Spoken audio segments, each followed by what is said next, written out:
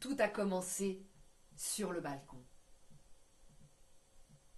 Quand j'étais petite, je regardais le monde depuis le balcon. C'était mon poste d'observatoire, mon QG. Et je regardais le monde comme il allait, derrière les barreaux, parce que comme j'étais petite, j'étais derrière les barreaux et je regardais le monde. Mais je regardais loin, de l'autre côté. Il y avait deux fleuves, la Meurthe et la Moselle, qui se croisaient. Et au croisement, il y avait l'usine, les Hauts-Fourneaux. Et Sa Majesté le Haut-Fourneau, couronné de son gueulard. Le gueulard, il était tout en haut, tout en haut. Il y avait les wagonnets qui apportaient les minerais et le coq. Et ça se balançait par la gueule du gueulard. Il y avait le clapet. Moi, je regardais quand le clapet il s'ouvrait. Et on entendait toutes les langues du monde s'engouffrer. Et j'attendais quand il y avait de la fumée. De la fumée du gueulard, de la fumée d'histoire. Histoire de fumée. Et j'attendais que le vent y rabatte les histoires qui parlaient dans toutes ces langues vers mon balcon. Et la première histoire que j'ai entendue, c'était celle-là. Sur une branche, ylang parfumée, de chenilles. Et le temps qui passe sur cette même branche, ylang parfumée. Et le temps qui passe. Alors deux chrysalides posées, deux cocons de soie sur cette même branche, ylang parfumée. Et le temps qui passe, encore et encore, et encore le temps qui passe, encore et encore. Histoire de gueulard, histoire de fumée, fumée d'histoire. C'est la première histoire qui m'est arrivée. Et moi, j'étais toujours derrière les barreaux de mon balcon. Je regardais, j'attendais. Et là, il y a une de mes sœurs qui m'a appelée. « Hé, dépêche-toi, il y a un épisode de Fifi Brin d'Acier à la télé. » Ah bah ça, avec mes sœurs, on n'en loupait aucun. Fifi Brin d'Acier, eh ouais. On avait même chippé de la corde armée pour pouvoir faire ses couettes à la Fifi Brin d'Acier. Ça, c'était une fille au tempérament bien trempé. Et puis je revenais après sur mon balcon, sur mon QG, mon observatoire. Et j'adorais regarder, je guettais le clapet du gueulard. Et des fois, il y avait une bonne odeur. Ça sentait bon dans la cuisine. Ouais, c'était des odeurs de pâtes fraîches, de pasta asciutta. Et j'entendais ma mère qui chantait. Elle chantait en cuisinant la pasta asciutta.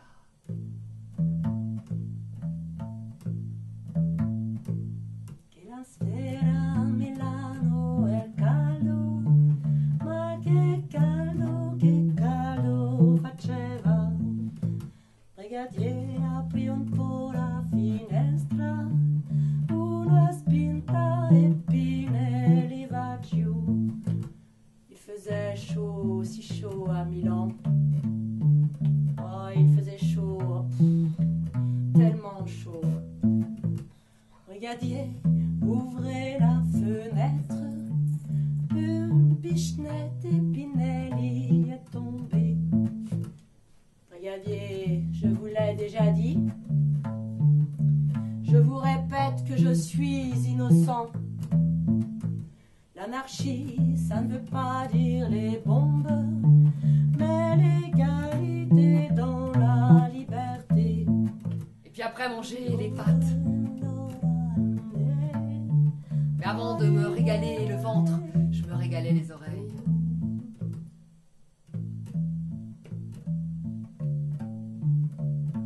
Puis il y a Madame Kulinski juste à côté. On avait deux balcons qui faisaient touche-touche. Madame Kulinski, Elle venait de loin. Elle venait de Pologne. Et son père, c'était un mineur. Et les mineurs, ils avaient une femme royale. Barbara, elle regardait depuis son balcon. Elle était enfermée. C'est son père qui l'avait enfermée là. À l'époque, la libre pensée, c'était la chrétienté. Et son père lui avait demandé de renier sa foi. Elle avait refusé de faire une crise de foi. Alors son père de fureur l'avait enfermée dans une tour. Elle était là-haut, prisonnière. Mais elle regardait le monde. L'air est tiède. C'est le même air. L'air du pays des origines.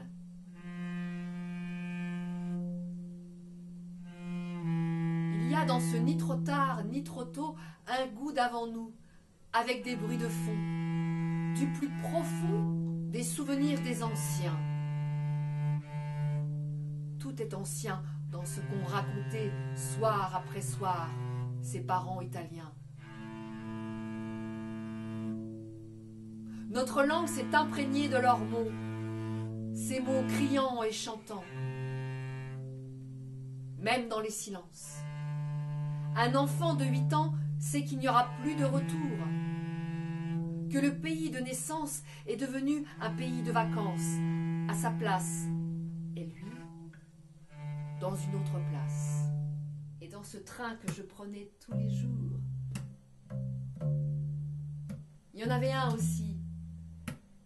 Il y en avait un aussi qui était là tous les jours. Et justement, ce jour-là, il était en face de moi. Et sa gueule d'ange, elle était cachée par une grande mèche de cheveux, parce que c'était la mode, la grande mèche de cheveux devant et tout rasé derrière. Et ce jour-là, gueule d'ange, il était en face de moi. Une page tournée sur les genoux, l'usine en démolition, implacable démantèlement, tôle par tôle froisse le temps. Les rails queen, les rames courent, les rails queen, les rames courent, les rails queen, les rames courent, les rames queen, les rames courent. Eau gelée, graminées et asphalte se découpent en bandes ajourées, puzzle linéaire, rayures diluées, solides et liquides, se dissolvent entre chaque clignement de paupières. Quelques pauses, cassure de la ligne, fixité d'une station, ça s'entretue. Nous avons tiré notre dernière cartouche et mis nos derniers mots sur les dernières ondes libres. La bataille de l'acier était perdue. Ton visage comme une année froide, ton visage comme une année froide, ton visage comme une année froide, ton visage comme une année froide. Alors sans même délibérer, nous sommes tous redescendus sous terre pour ne jamais remonter, coupés du monde de sa surface avide. Et gueule noire, gueule rouge, tous les gueulards des usines se sont tus ici pour toujours.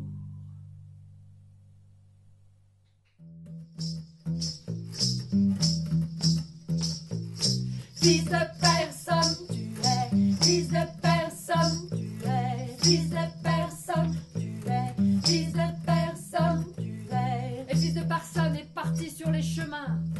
En sauvage, Lotharingie, en Lotharingie sauvage. Et il est arrivé dans un premier village. Il y avait un vieillard à la peau noueuse, avec ses moustaches, aussi prussienne que gauloise, et il trempait ses moustaches dans sa goutte qu'il était en train de goûter. Fils de personne s'est avancé. Ô toi, vieil homme, toi qui as la sagesse de la terre, toi qui fais pousser ces arbres fruitiers, dis-moi, dis-moi, je ne sais pas qui est mon père, et dis-moi, de qui je suis le fils. Oh, je ne sais pas, dit le vieil homme, mais tu vas bien trinquer avec moi. Et il a sorti un deuxième verre. Et ils ont trinqué. Et ils ont bu l'eau de vie. Et la Mirabelle, le goût. Fils de personne, quand il est reparti, marchait un peu moins droit qu'à l'arrivée. Il s'est remis en chemin, ça tanguait un peu, et puis il a repris le chemin. Fils de personne, tu es fils de personne. Alors tu vas subir la première épreuve, la première qui va. Et fils de personne est descendu dans le premier puits. Il est descendu dans le puits de la mine.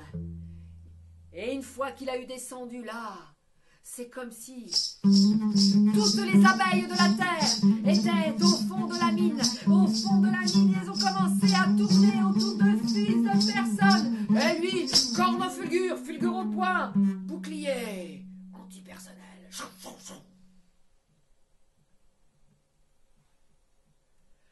Quand fils de personne est remonté, Soleil l'a regardé. Pas une seule piqûre. Bien. Toi, tu vas retourner sur la terre. Et si la coulée continue, c'est arrêté. Toi, tu vas faire couler les mots et les histoires de ces hommes. Soleil a pris son arc de soleil.